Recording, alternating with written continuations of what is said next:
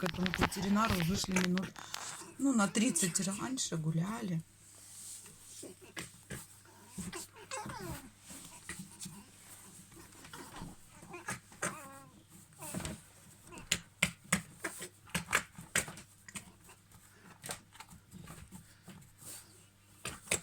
Ну, там сейчас душевую разнесет это.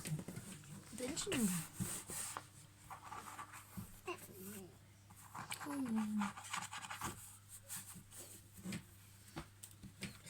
Алиса?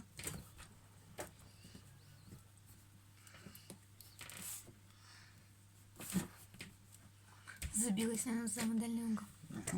Конечно.